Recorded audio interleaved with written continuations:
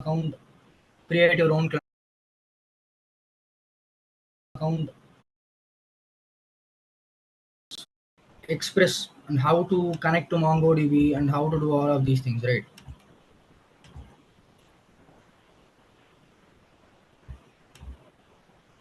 So we talked about how you can actually create your own account, create your own cluster or server, and inside that server you can create your own database. So as to say,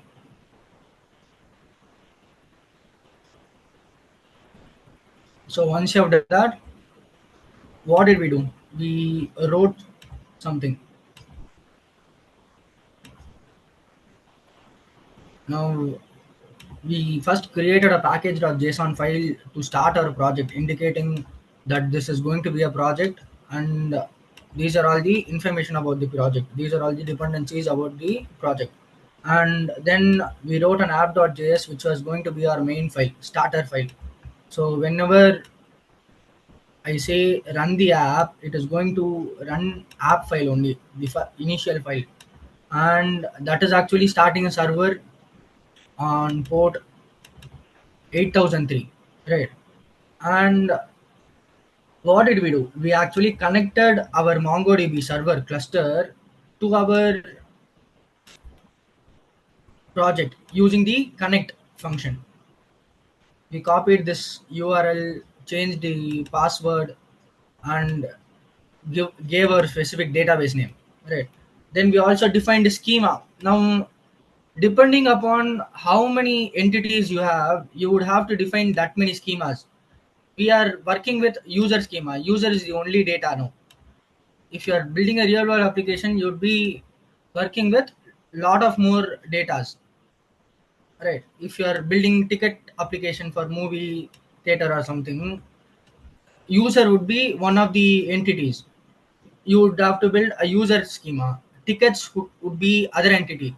It would have ticket ID, what, the some theater name, all these things, right?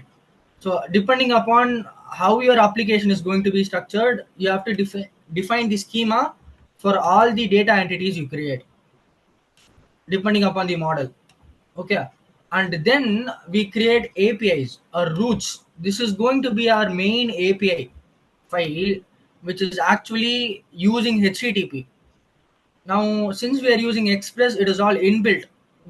We don't have to write everything from scratch. We can directly give the URL or the specific parameter that the client is going to search. Now, every time inside an application, right? This might not, you might not use the URL, but you will click some button. Even inside normal applications, whenever you click a button, the URL changes. You don't have to change the URL manually. That happens through some user interface, all right? That happens in the front end. But when the front end is searching for the specific URL, what is the response we are going to give?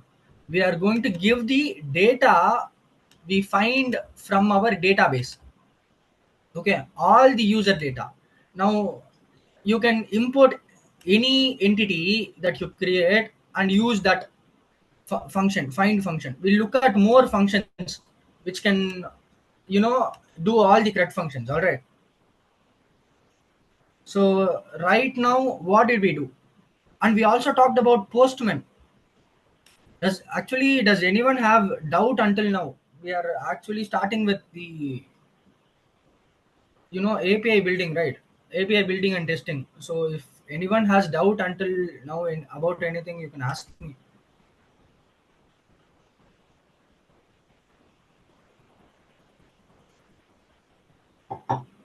All right.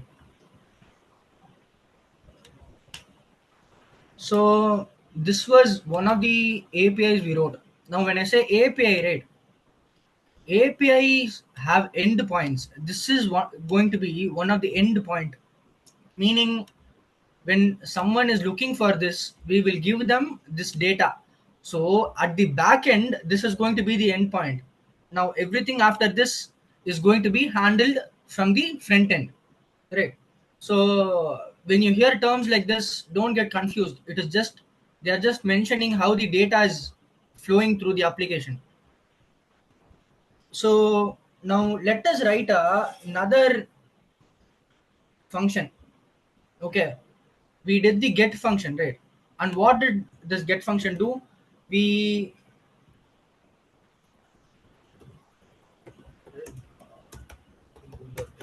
we read all user data. Now we'll try to read specific user data. All right, even that is going to be reading get, but it is going to use something called request parameter. Now that is very important because that is how you, when the URL changes, you load new data and specific data so that you can work with it or do something. So let me show you how you can do it. uh, Read.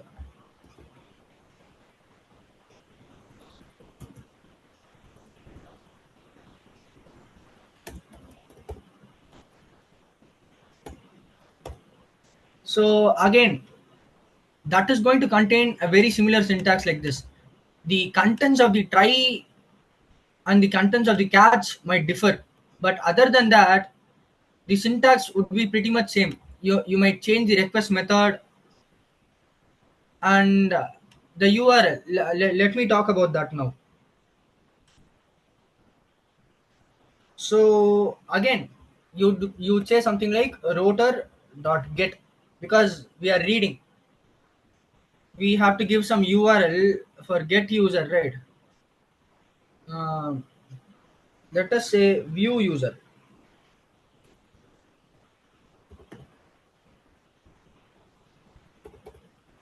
View user, and how are you going to view this specific user? Now that is the next part you have to remember.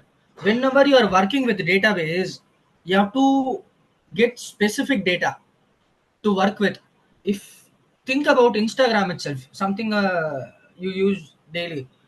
When you go click on someone's specific profile, it takes you into their profile. Now you might not know what happens in the backend. If you look at the Instagram in PC or something, it might change the URL every time you click something. And what will happen? It will request new data and request specific data. When you're clicking on someone's profile, right? What will happen?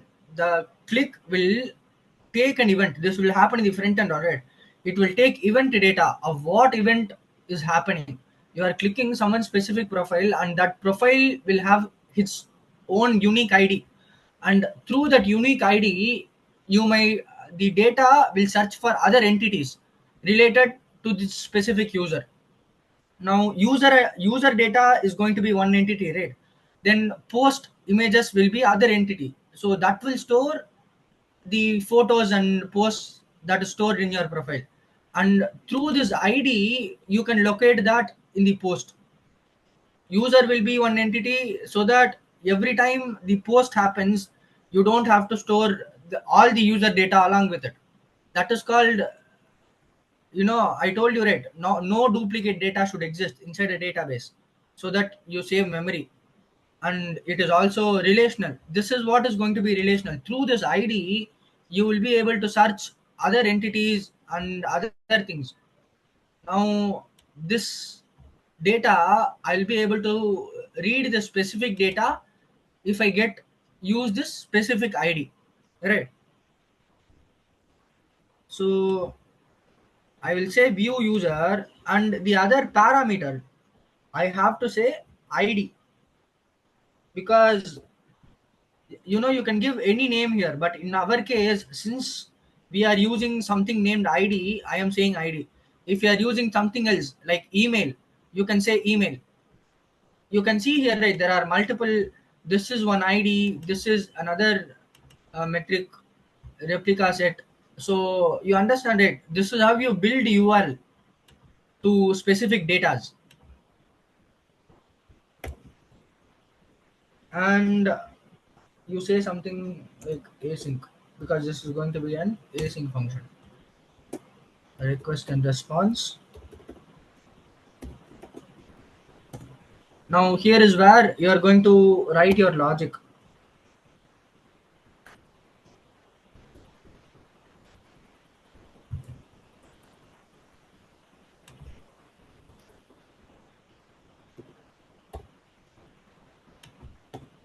Okay, we'll write for try.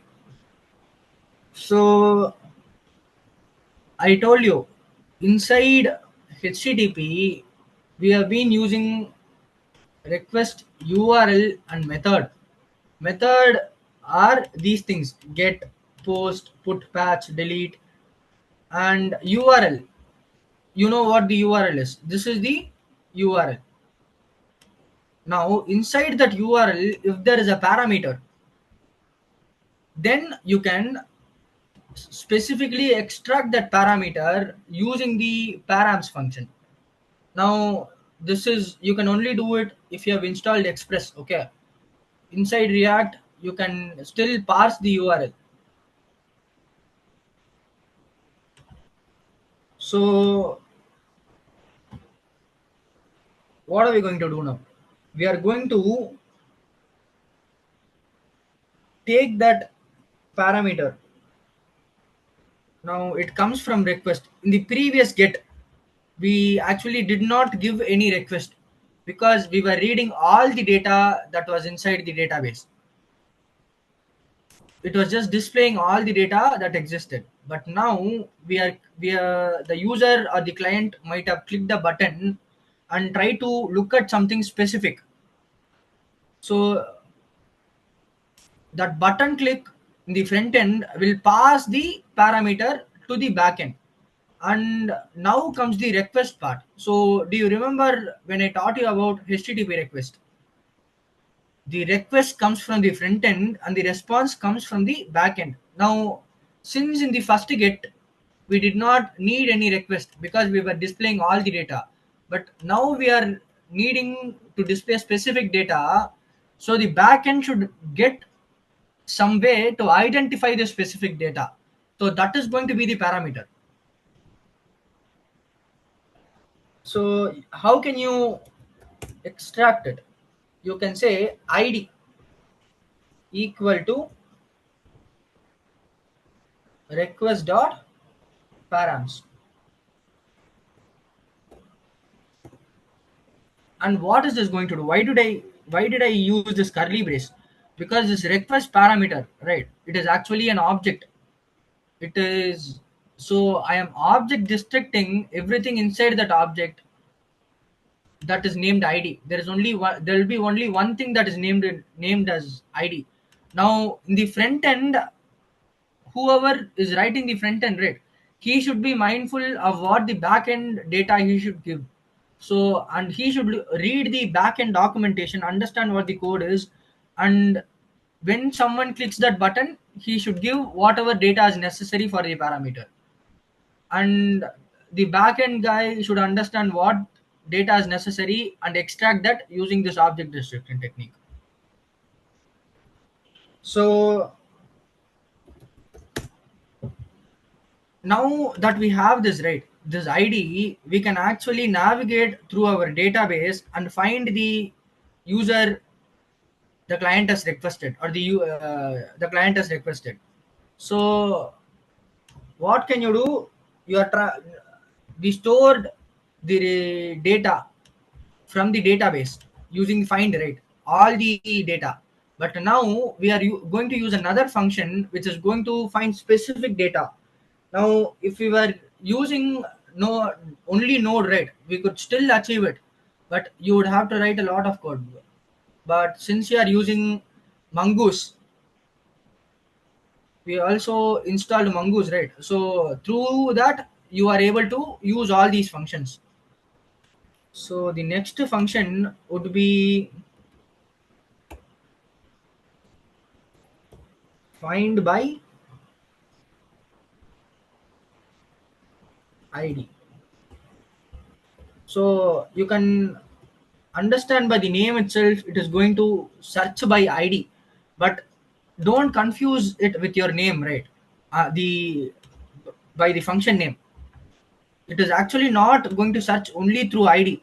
It will search through anything. You can give name for it to search through names matching this. You can give username matching that. You can give emails matching it. But in our case, we are giving something called id because that is unique in our database. Whenever you are creating an entity, there must always be a property which has holds a unique value for that entity. That is going to be your primary key. So you can say you can store it in something like user data equal to await. So await is important because the function we are going to use is actually going to connect to the MongoDB server, the cluster we created. So it is going to be asynchronous. It is going to take some time, milliseconds. So you have to wait until that happens, or not wait. You can move ahead and run other code, but still, if something happens, you are catching that error through this try. You're understanding, right? If some error happens, we are catching that error through catch, and we'll do something with it. So await, we have imported user schema. I'll say users dot find by id. Now you can go through Mongo's documentation and find more functions, but these are the CRUD functions which you guys will definitely use. So you must know this. So find by id. Now unlike find by id takes parameter, right? You can already see it. When I typed it, it showed me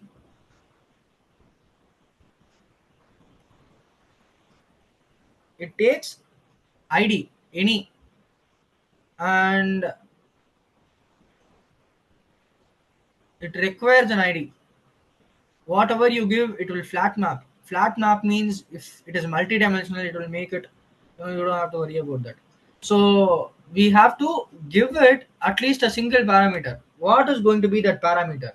Now find by id is going to find through normally through primary key only.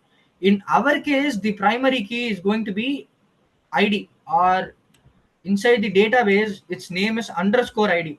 So you will copy this underscore id and you will paste it here, or you can just write it.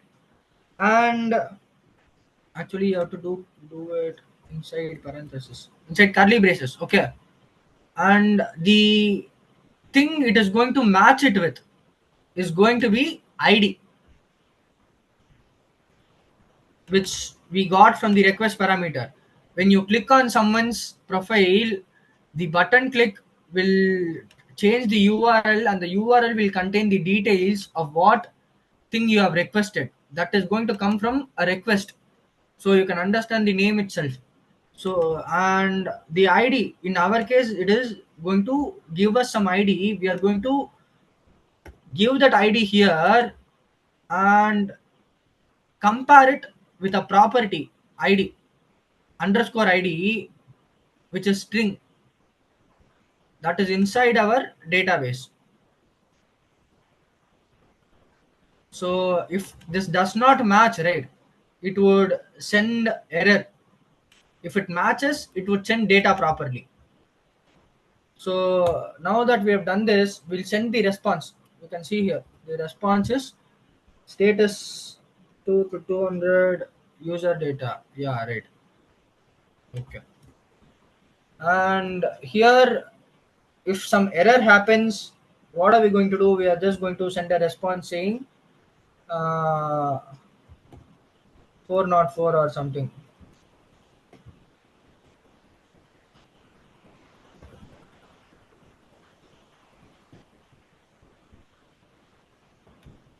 Error. Now the error that we get, I am giving that error here, right? You can give whatever name you want. It does not matter. You can give E also. But what happens is whenever something wrong happens inside the try, something wrong will happen inside the try if something bad happens when the user makes a mistake or something. That is why it is inside a try block. It is going to cause error. So what are we doing? We catch that error. So you don't have to say error, you can give whatever name here you want, but whatever happens here will come inside this parameter as the error object, and you can use object parameter to get specific data. Message is one of the specific data. Path, or uh, when I say path, right, it would point me to where that error has happened, what line or something like that. But now I'm more interested in message, because message will directly tell you what the error is. You can do, you as a developer can look at the code and understand that that error is happening in this line only. So what is happening, we are sending a status code 404 JSON sending message.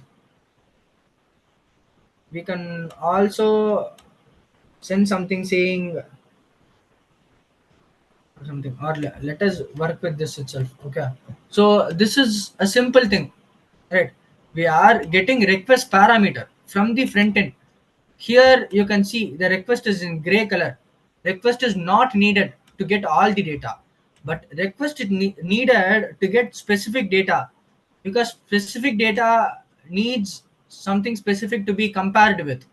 So we are comparing the ID property inside the database with the data we are getting, and the data we are getting is from the parameter, the URL.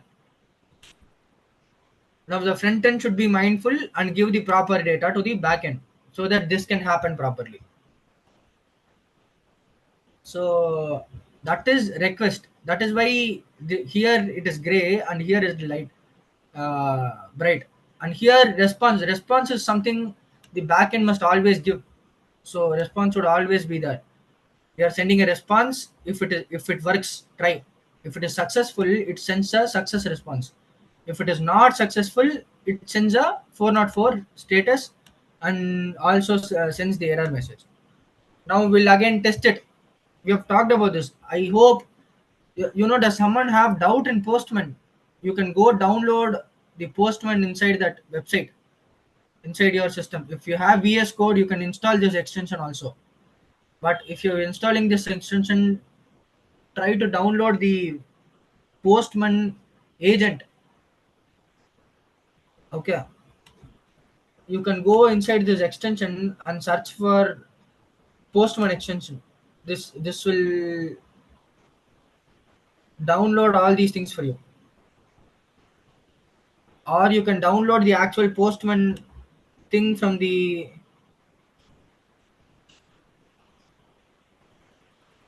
website. I think it will be inside the source.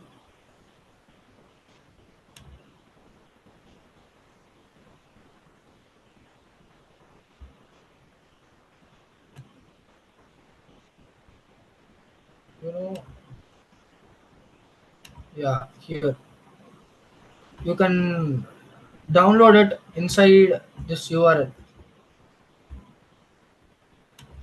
Try to work with Postman by downloading or by installing.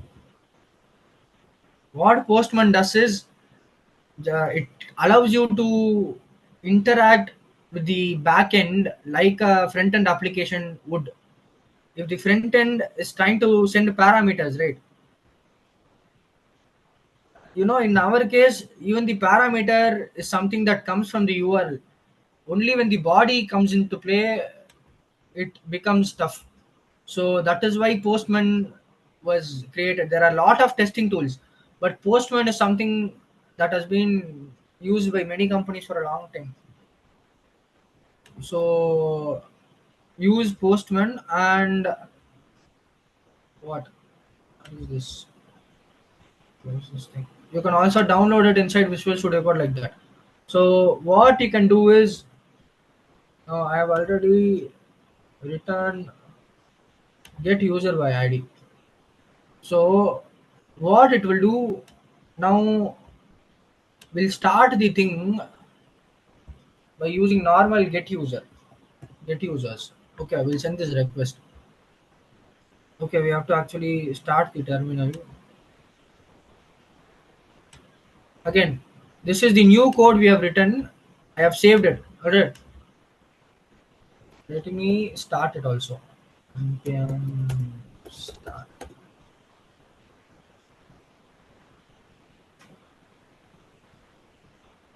Okay, it is connected to MongoDB. Now let me give send.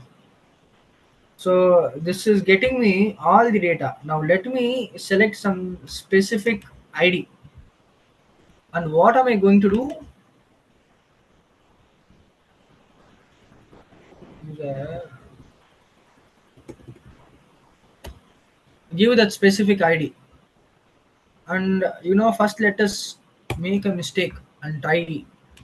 So I am sending a mistake ID. And what happens in the mistake? It says cast to object ID failed ID type a path ID for model users. It is saying this does not exist. So let us give the proper ID and add the 6. Let us send it now. So now it is sending me the specific data, right? So using this is how you navigate through the database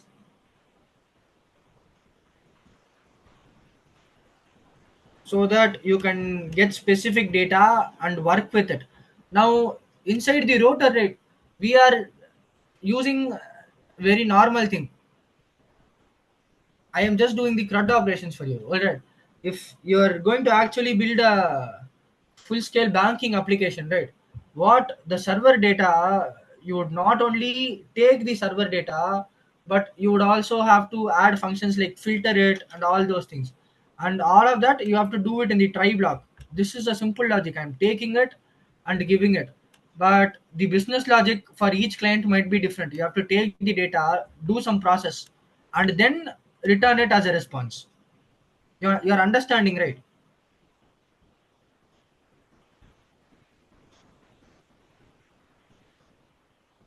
So when I try to do this, it gives me this. You can, since it does not require any body, I can actually test this inside Chrome also. It does not matter. It gives me the proper data. If I make an error, it is going to give me something, the error thing. Or you can send all the messages you want. You can send any message you want as a response for error. If you don't want to give the error message in the, let's say, let us just try to print the error first. Let me show you how the error works. So now if you look at it, right, you can see there are a lot of things. The message is one of the thing. There is name cast error, meaning it cannot find properly or it cannot parse properly. String value is something, the value type is object, and the value is actually this. The path it is going to search for is ID. It has all the data information necessary for you to debug the error that we are getting. Now if you don't want to show it to the front end user, now actually this is not how you will do. Okay, you will actually,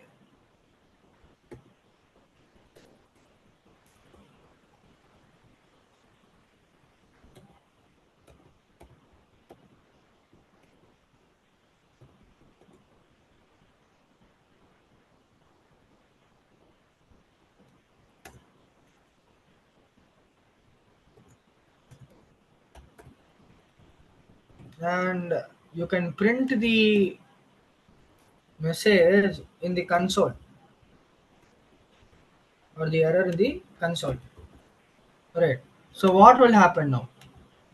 Now it would say wrong user ID input. The front end user will not see all the things that you need to debug. But if you go to console, you can see all the things that is necessary for you to debug the things. What it is saying 404 not found.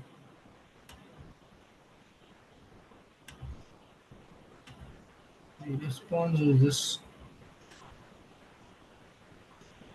Actually, I think it prints inside the terminal. Yeah, but you can push it inside the console of the thing too. You can see. the cast error, all the error details have been printed here, and since it is inside the terminal, it is also pointing me directly towards the error. In what line, what is happening. So let us terminate the server, and what we'll do now, until now we are able to get and work with the front end because we are not building anything complex, right? But if we want, we can actually test something more complicated like post. So let us now try to use or build post. What is post? Post is a function which is going to create new data inside the server. So when you are adding new data inside the server, that is called posting. So what is, we'll name this, actually I'll also teach you some uh, what error correction on all these things. Okay, adding add user data. Okay. So as the name says, you can already see it is giving me post because post is going to add.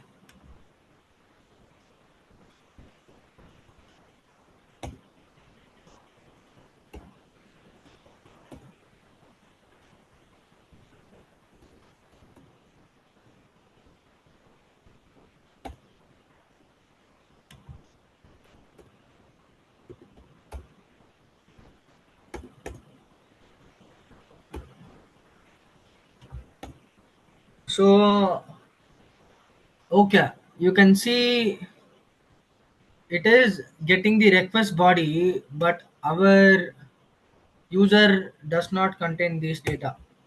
Okay, what does our user contain? Our user contains username, name, and email. Right. So if the user is trying to add something new, if you are trying to add something new inside your Instagram, right? You are the one who are giving the data. You are the one who's adding the photo, who's typing the caption, and all these things. So from inside the front end, you handle those things through inputs, right? You handle user interface through buttons and inputs only mostly. So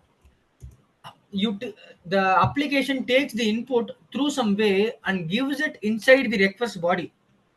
What is the request body? Request body is another function which comes under parameter. Parameter is going to use going to be used inside the URL to find out the specific data. Now, if you want to make changes to data or even to make changes to the specific data, you need body, because without body you cannot add new things, right? Without getting new things, we cannot add new things. So the new things comes from the client, and that is what is contained inside the body, and the client is requesting add these to the server. So you are requesting Instagram server add my post inside my profile data. So that is what is happening. Now we have username, we have name, and we have email. Right, these are the three things, I guess. Username, name, and email. So again, everything that comes from the request is actually going to be an object. Even the parameter of the request is going to be an object, which is body. We just saw params, right? Even this is an object where object districting id alone. You can add new things. You know, I could have changed uh, something here, but it would have object destructed the id alone and given me the proper thing. So what are we going to do now? We Now I'll also tell you something. Right now, the data is actually we have only 1 to 12 datas. Until now, you have not understood how to add data inside the database, right? This is how you can add data inside the database. So we'll talk about how you can actually parse data and work with it efficiently and also error correct. Now, request comes from the request body, but you as a backend developer must error check if the body is is proper. Are you getting all the data that is necessary? And how are you going to do it? So the first thing you must do, even in the front end there is error correction. I'll teach you that also. But throughout the flow of this data, there have to be multiple checkpoints where error correction must happen. Now we can check whether the data is present or not. So I can say exclamation mark username or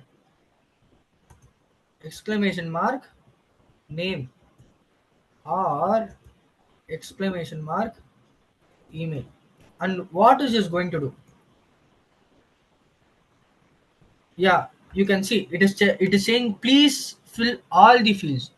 Now you can install black box. It is actually I've been using it for some time now. It is going to predict. It is going to help you in development. Okay, you don't have to type everything from scratch. Again, it helps your development go smoother and faster, right? Whatever makes your development faster, do that. It is good.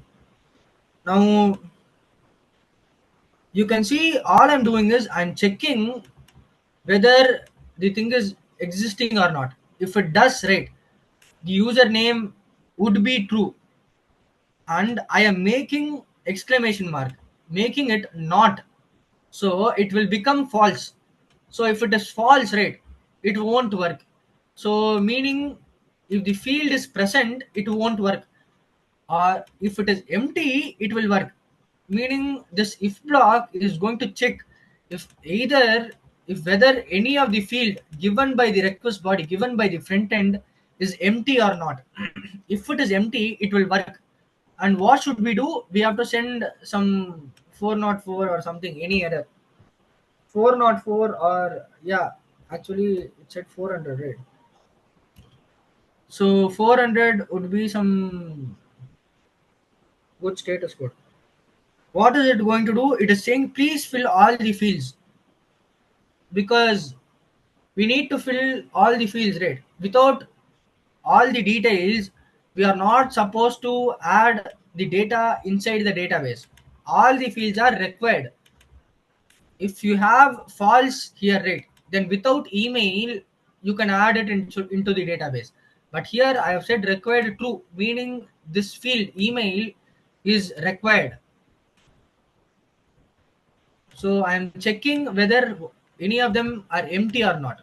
This is one of the ways you can, you don't have to actually catch and throw error. Okay, the error can happen in the front end also. So you have to give the client some information. Like here I gave some HTML, right? You can give him some 404 page saying, or throw some alert saying this is what you have done mistake, correct this process, or something like that. Now else,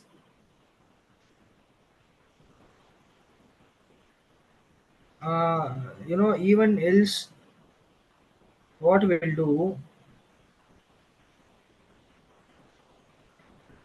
we'll actually do another check. We'll check whether the given data actually exists inside the database or not. Do you know how we have been using find by id, right? You can use something called find one, I guess.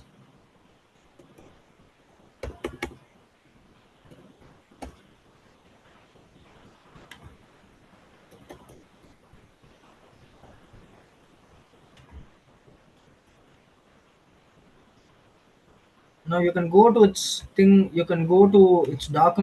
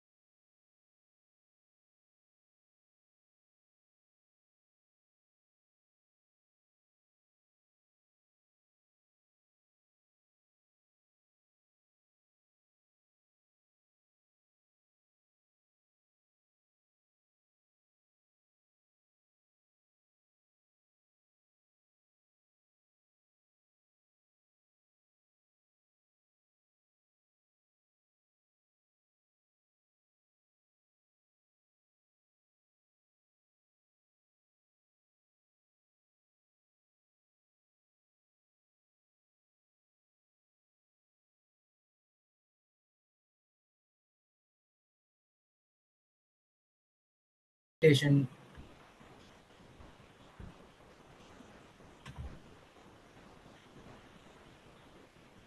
Reading model.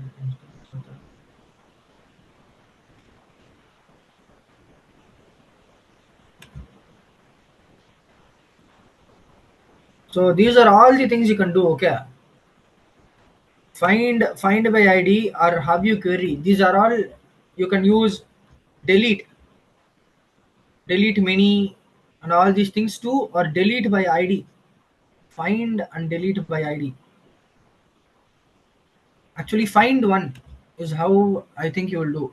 You can directly go to documentation. Okay, whenever you can't remember all the functions, so try to find one. How does it work? Find one. Okay, select. Give color white. What is it going to return?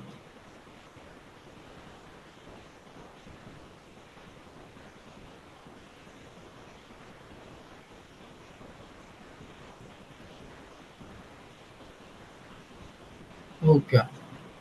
So it is going to return null if document was not found. So null inside if condition is false. Okay. I told you if these were empty, these were null,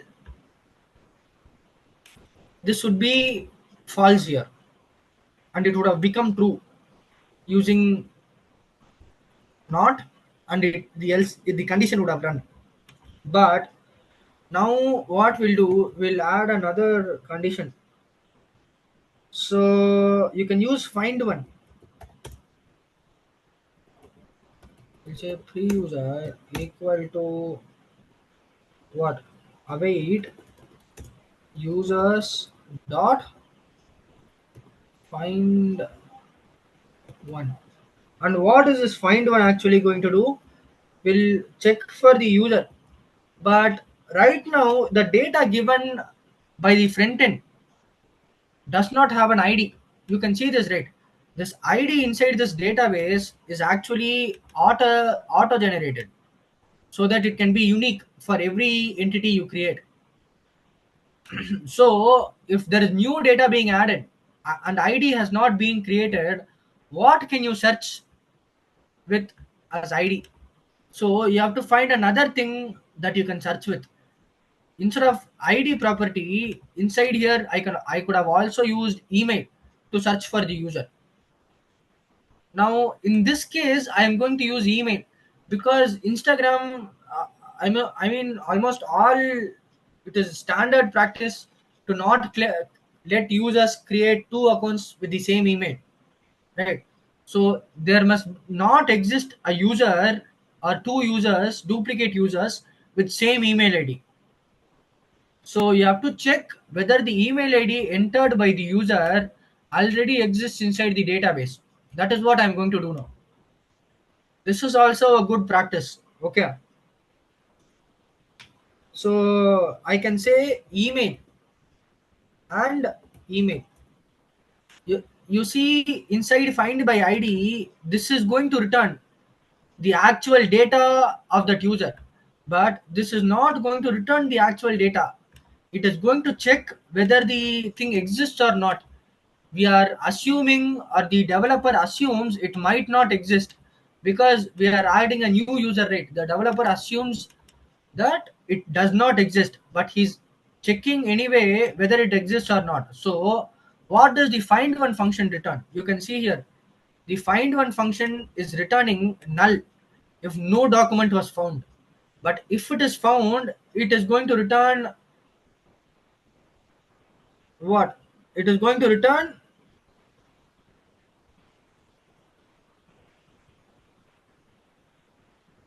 true. Now you can see there is also another variation of it, find one and delete. If it does exist, right, you can delete the previous user and continue with the new thing. You can also do something like that, but no one does it. If you want, if that is the business logic your client wants, then you can proceed with the find one method. There are a lot of methods that exist, hundreds and hundreds of it. You just saw it. There are a lot of methods that you can use. Each of this is a method, and depending upon, you have to go through the documentation and find the method that is suitable for you. Practice reading through documentations. Now I am getting this find one and I'm using await because it can be, it can also return some error. There might not be a property named email at all. If I had done some spelling mistake here, right, then that would cause another error instead of sending any data at all. So even that thing we have to catch and print out the error. These are the types of error we are trying to catch inside catch. Okay. The next thing is, if it does exist, right? If it does exist, pre-user, user already exists. You can see it is printing user already exists. So it is again sending some 400. If none of the conditions work and there is no 400 code, now we will write the original success code that we wanted to do, that the button click wanted to happen. And what is that going to be? If not, right, we'll say else. Now you can write it inside else, or you can just write it outside, it does not matter. I'm writing it inside else because it will look, or it will run properly. It will be another,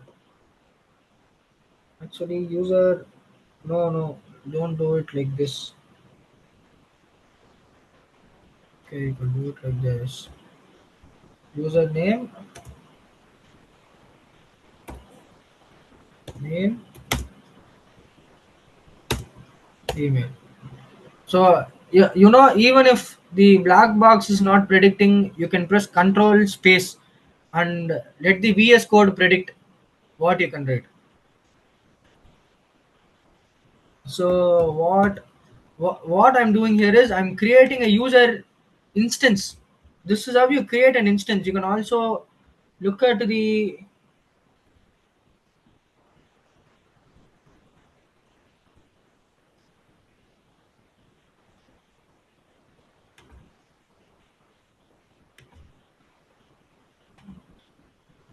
whenever you are creating a new instance, meaning I am creating a new user with the same type as the user schema. This is the user schema. Usually I'm using it to find data inside the database, right? But now I am actually going to use that schema to create a new object. I told you, right, whenever you are creating an instance of an object, you use the new keyword. This not only inside the MongoDB, all right, Mongoose. It is everywhere. So when I am creating a new instance of it, what do I do? I have to give the actual data that the thing needs. Now it is saying person schema because it is named schema here. Since we have defined the schema already here, schema, we can copy the schema and use it anywhere we want. Whenever we are creating a new entity here, we are creating a new user now. Right now it is empty. We are going to add a data to that entity. How are we going to add data to this entity? We got it from the request body, right, from the front end. We checked whether all this data is empty or not, and whether the data is duplicate or not. Now what are we going to do? We are going to add all the data inside the server or inside the database using the save function. Now you actually don't have to create something like this. Okay, you don't have to do this. That is what I'm saying, because all of these things return some data. Even the save will return data, but save is actually something that is posting, right? You can just send a response back saying you have added successfully. Yeah, you don't have to call the save this data and print this data inside JSON.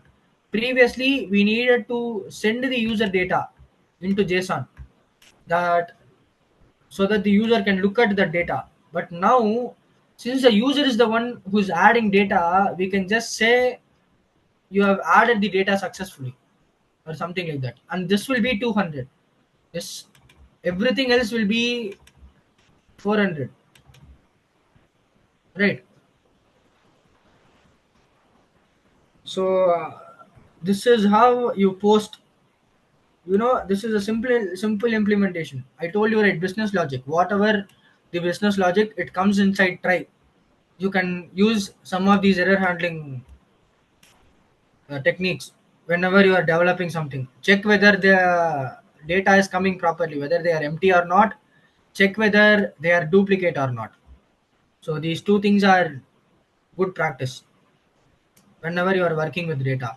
And we talked about how you can, if you are actually working with some actual database, you will try to filter, and you will save it inside some array.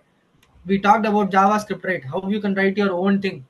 We'll filter the array by saying all of the transactions above 5 lakhs, only that should be inside the array. Now print that array. We'll save that array data, and instead of sending something else as JSON, we'll send that array as JSON. You can understand, right? You can get the data from the server or the database and manipulate it in however way you want using normal JavaScript. That is why JavaScript is also important. If you learn Python, you can use Python functions to do all of this inside Django or things like that. But this is the basic idea. This is how you build business logic. Now let us actually try to work with this post. Alright, I'll say npm start. It is starting the application, and we'll try to add user. Now what is this add user going to do? Add user needs some body. You can see it has something test. Does test already exist inside the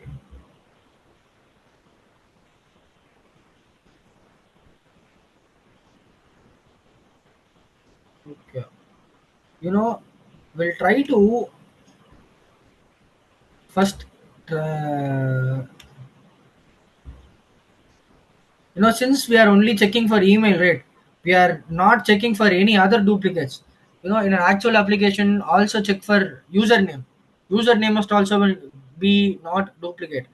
Inside Facebook, there can be multiple users with the same username, but inside Instagram there cannot be multiple users with the same Instagram. It depends upon the type of application you are developing. Okay, so in our API, we are only checking for email. If the email was duplicate, right, it will say it is duplicate. So it is saying email is not defined. Email is not defined. I think.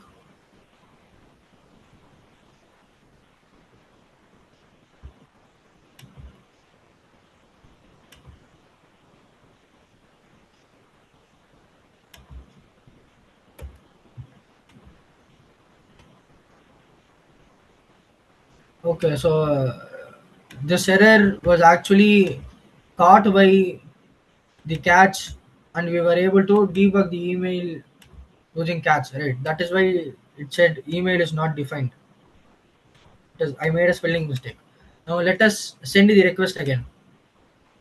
See, since I gave a duplicate email, I gave an email that already exists inside the thing. It is saying user already exists. It is not checking for other thing. Even though the username and name is unique, the email ID already exists.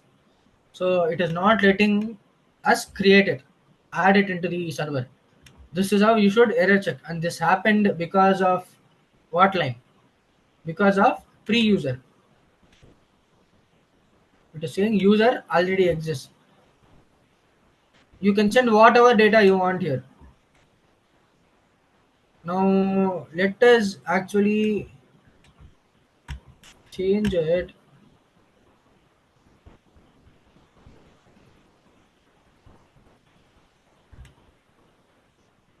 or let me actually give username empty. So what is this going to do? This is going to check for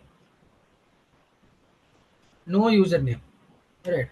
So you can click send, and it is saying please fill all the fields. Why is it saying it? And the app is also crashed. Cannot set headers after they are sent to the client. Throw new header set.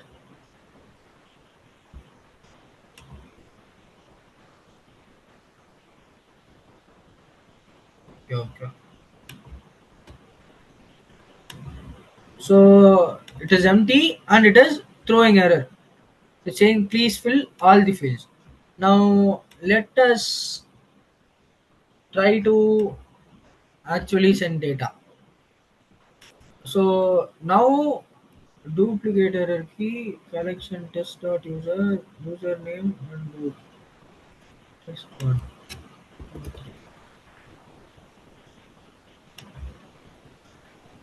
See, now you can see user added successfully. Until now inside the actual database, we had 12 datas. Let me refresh the database and see what has happened. You can see I have refreshed the database, and now we have 13 data sets. The last data set would be the one we just added, and it has this ID. New ID has been created. You can go look at the data through the get user ID. We have given the specific ID, and it would give us the specific data we added now. And we can just view all the data if you want.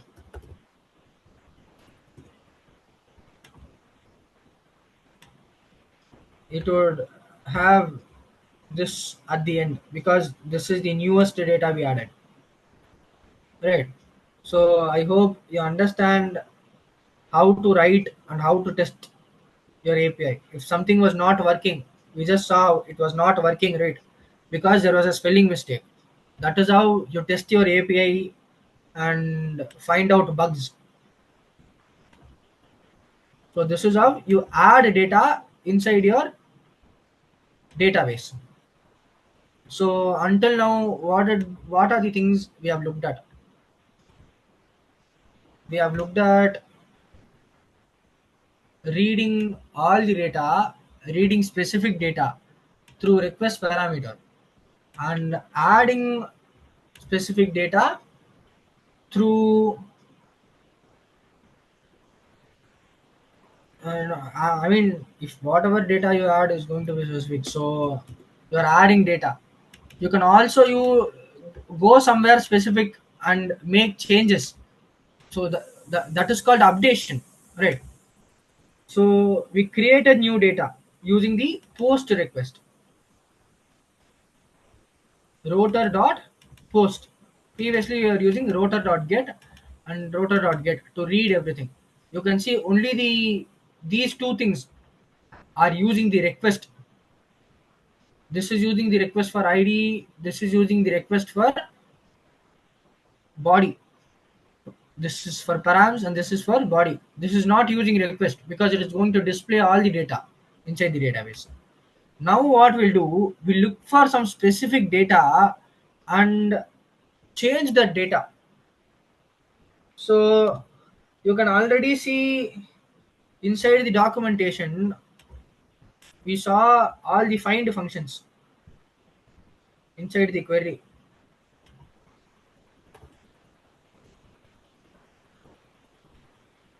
So find one and delete, find one and replace, and find one and update. So find one and update is going to help you update whatever you are going to do. Now use find one by what? Find one by update inside patch. Find one and replace inside put. Both of these are two different things, two different request methods. Okay. There is one called get, put, post, put, patch, and delete.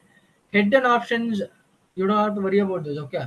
So th- these come into play when you use WebSockets and all these things. So when you are using get and post, it was normal, but actually I did not make any mistake. You should know this. When I used get right, I only was searching through something. I was not updating or doing anything. If that was being done, there would not have been enough information inside the get protocol of HTTP to do that properly. So this API would not work only. All right. So now we'll do patch. So what is patch going to do? Patch is going to find an update. So find an update is going to be pretty useful when you want to update data inside your database, right? Because everyone has to update data. So we'll say it, edit user. If you want to change your username or if you want to change your name, but if you want to do it, you have to do it to your specific data. So to find that specific data, you need ID. You know, unlike the get and post, the that we work now, the patch we have to take both parameter and the body. The specific data or the specific place where you want to update the data will be found using this and parameter, and this new data that needs to be updated will be got from the body. You are understanding how this works, right? Inside HTTP request, this is all HTTP. You can see here the, even though it is not showing the HTTP, it is actually HTTP because this whole thing is HTTP protocol. You can also use WebSockets, GRCP. WebSockets are, we've talked about this. Don't worry much about it. Mostly everything happens through HTTP unless you go deep into development. Now we also looked at what find one. Right. What does find one do? It returns null or the true value. Now comes the next function, which is find by id and update. Now the difference between put and patch: put replaces the whole data inside the data set. Patch will change the specific thing that needs to be changed. It will patch up the data, put will put new data, but both are called updation. Okay. And patch is more efficient, right? Because you can alter data specifically, and if you want to change all the data, then change all the data by altering everything specifically. So patch is much more, you know developmental efficient. Now again, I have given the URL first, and then I'm going to do async, because this is going to be async request and response.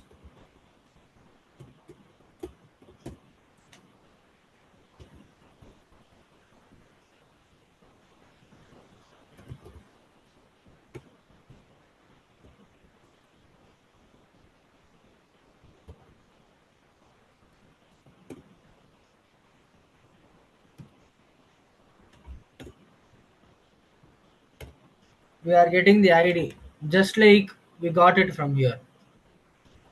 Okay.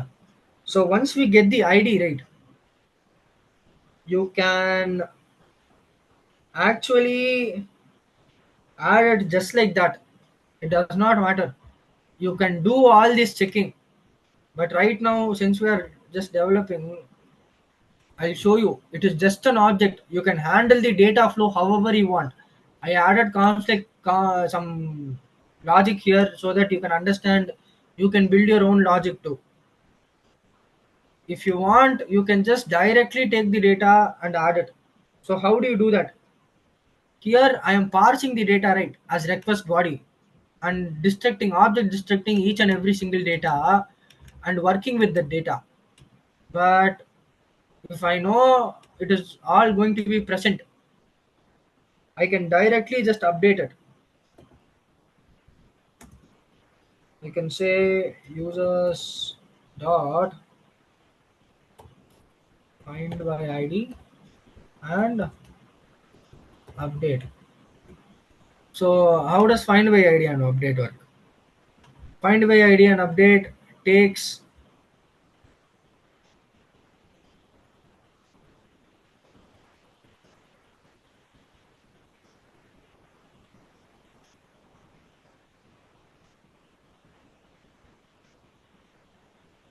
so you can see it is very find by id dot condition and the update you want to do. So this is the condition we are going to give. What is the condition we are going to give? That it should match this id that we are taking. And the update, what is the update? I'm not even going to parse, I'm just going to give the body.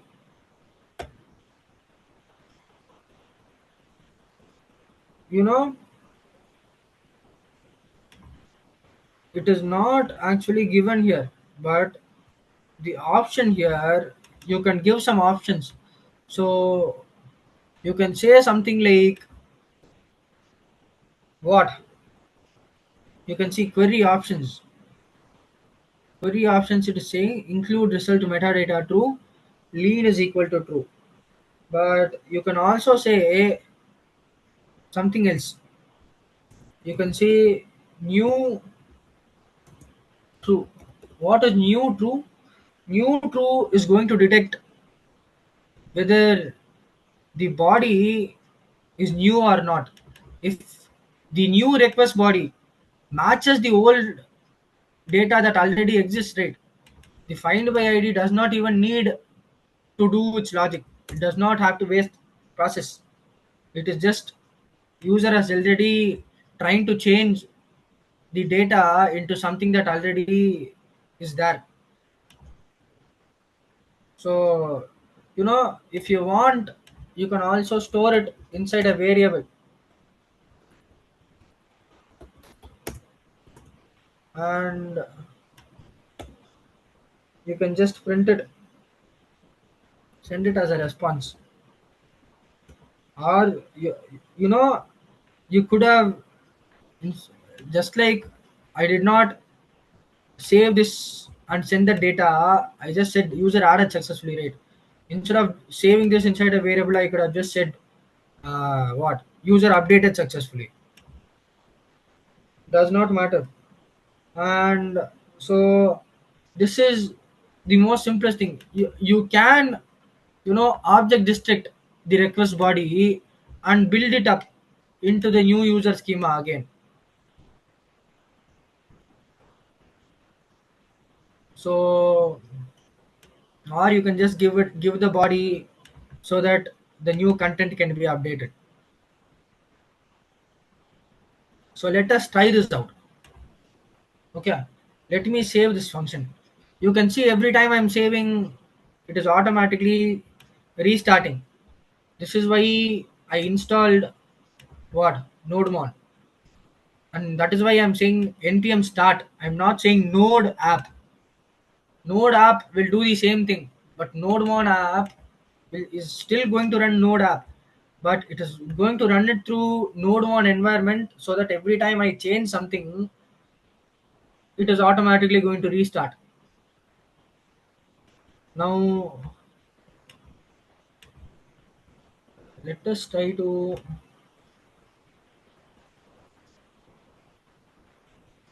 add a user. We added user, right? Edit user. So you can see edit user is using patch. We'll try to actually change the data we tried to change. Alright. What is the data we tried to change?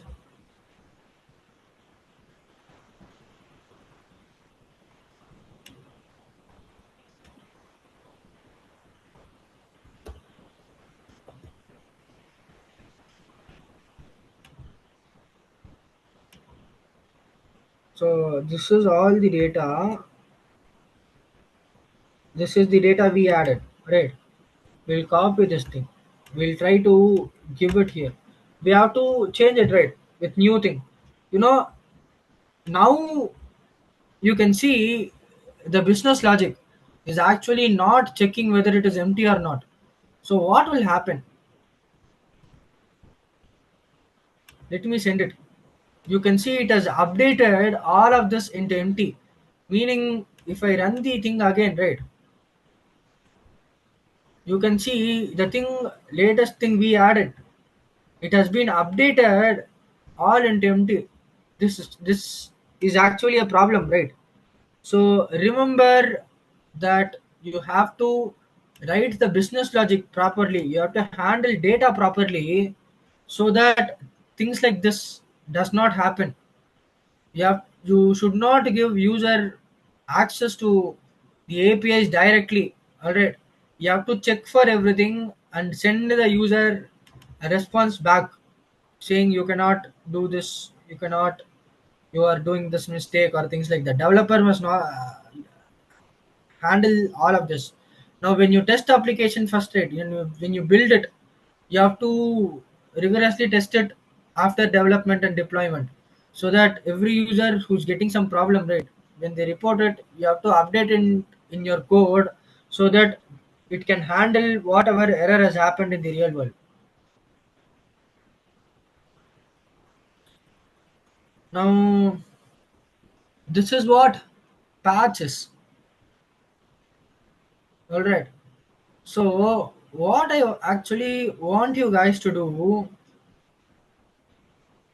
is, do you guys have any doubts until now? If you guys have any doubts, you can ask me.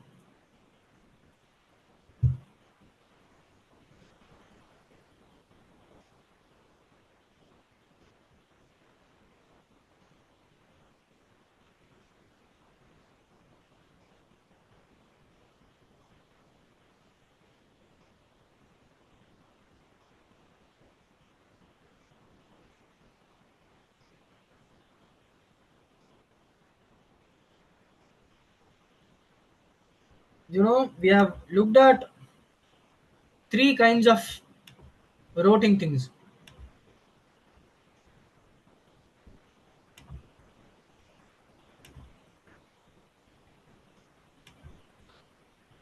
We wrote one URL to get all the data. We wrote one URL to get specific data, and we wrote another URL to add data.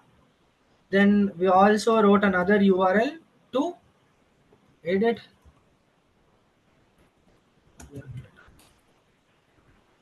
user data. All right. So what are these things using? They are using the methods get to read,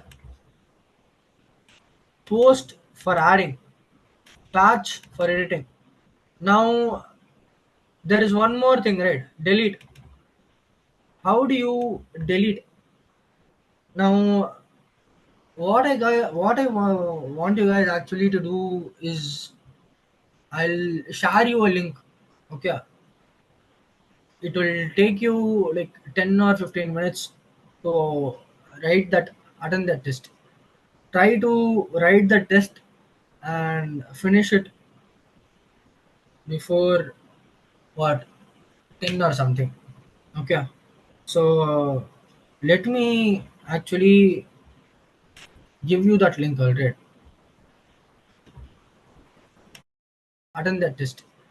Try to write the test and finish it before what 10 or something. Okay, so let me actually give you that link already.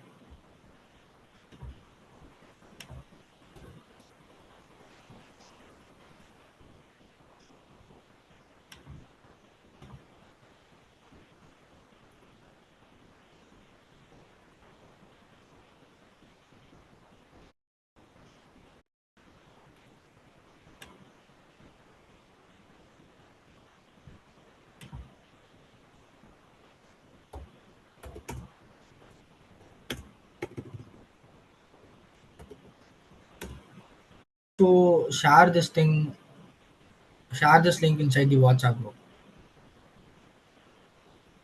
You can leave the class now, guys. We'll